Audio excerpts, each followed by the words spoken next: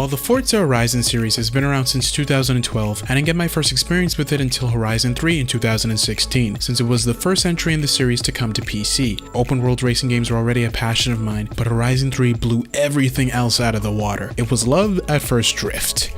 Now, Horizon 4 is here.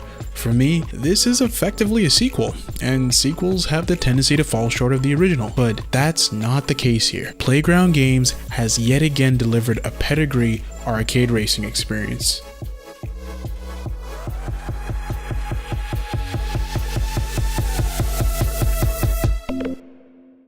My first few moments with Horizon 4 were very reminiscent to when I played its predecessor for the first time. Almost immediately, I was blown away. The handling feels smooth, the visuals look amazing, the sound is crisp, everything just melts together perfectly. The big new mechanic this time around is a change of seasons. I wasn't too sure how much this would matter when the game was first unveiled, but after plowing around its virtual rendition of Britain, I'm pleased with the way that this has all been implemented. The visual changes are enough to keep the world feeling fresh, as every area of the map does look legitimately different depending on which season it is. Gameplay wise though, I didn't find the results to vary as much. Spring and autumn can be fairly rainy and, as a result, a little muddier, but the off-road sections didn't feel excessively more difficult. The biggest difference here is probably the wetter roads, which can cause some cars to slip and slide. But as long as your car handles well, it's not that hard to deal with. Winter by far brings the biggest change though, as it transforms the whole landscape into a massive white blanket. Cars can be outfitted with snow tires to better handle the terrain, but this season is certainly best suited for the huge variety of off-road vehicles that the game has. Some of the events are tied to specific seasons, but there's always something to do here in Horizon. Honestly, it's almost addictive since you're constantly being reminded of how much social media influence you're generating and what your new high score is for your skill combo. But speaking of having stuff to do, Horizon 4 has made some more new changes to its events formula. There are now specific racing series for different disciplines: road, cross-country, and off-road. Even so, you're still able to use whatever car you choose. So if you feel brave enough to take a Lambo Roadster mud running, then,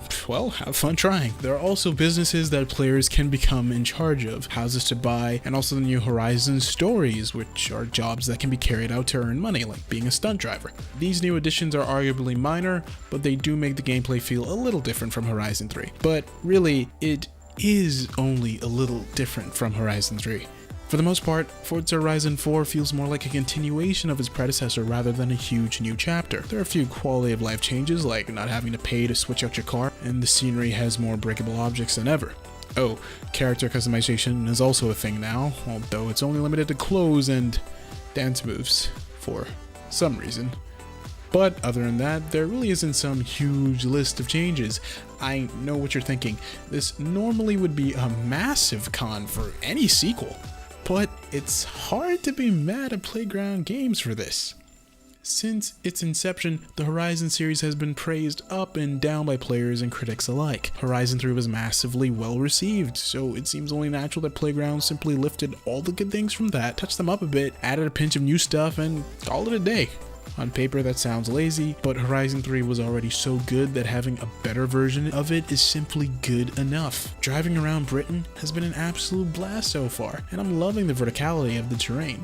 This, at least, is a pretty big departure from Horizon 3's Australia. The rolling hills and colonial architecture are simply breathtaking, and having the barn finds return allow you to really explore every nook and cranny of the sprawling map. It's roughly the same size as the last map, but the verticality makes it seem far bigger than it actually is.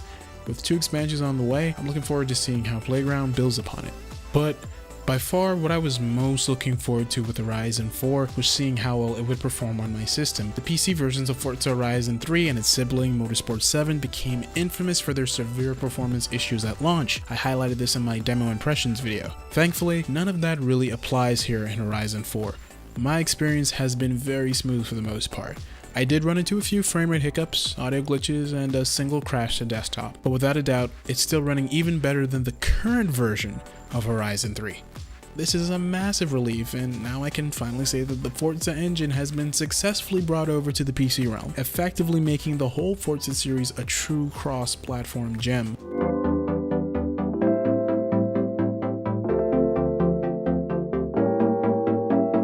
Like Like I said before, Forza Horizon 4 is not a massive step up over its predecessor, but considering that was already an amazing racing game, the same can be said for this one. Whether you've never experienced a Forza game before or have been a long-time fan, this is definitely worth a pickup. There aren't many direct competitors to Horizon 4 in terms of open world racers, but it soars well above the rest of the pack. And even just as a racing game in general, it's an absolute joy to play. No other racer comes close to it in terms of this level of polish, from the driving model to the freedom of customization, detailed open world, and all-around gorgeous presentation. I fully agree with the final part of the game's opening dialogue. Don't go anywhere. Horizon is here to stay. With that said, at ease, ladies and gentlemen, the king has returned to his kingdom.